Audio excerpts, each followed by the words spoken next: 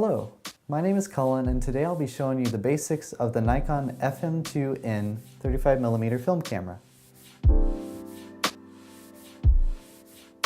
To load film into the camera, lift the film rewind knob which will pop the back door open. Place the film canister into the chamber and pull the film across the shutter to the take-up spool. Carefully insert it into one of the slots in the spool, ensuring that both sets of slots in the film align with the teeth here. Now close the back door and gently rewind the film using the film rewind lever to take up any slack. Then make blank exposures until the frame counter reaches 1. On the top of the camera, the shutter and ISO dials are combined. Once you first load your film, you'll need to lift and rotate the shutter dial to set the ISO to that of your film. You can also adjust the shutter speed by rotating the dial without lifting it.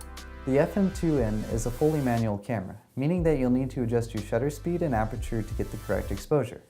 There are 3 lights. Plus means you're overexposed, minus means you're underexposed, and anything with a circle means you have a good exposure. To take a picture, simply focus, set your exposure, and then press the shutter button. Afterwards, set up for your next shot by advancing the film with the crank. Remember to keep track of how many pictures you've taken with the frame counter. After you're out of film, the crank won't advance fully, so don't force it. To rewind the film, first press this small silver button on the bottom of the camera. Then rewind the film using the rewind lever. It'll take some winding, but you'll know when you're done once the lever gives much less resistance than usual. Now you can open the back door and remove the film canister. Now you can send your film to be developed at a lab. Many labs also offer services to scan and print your film. Now you're ready to go and shoot some film!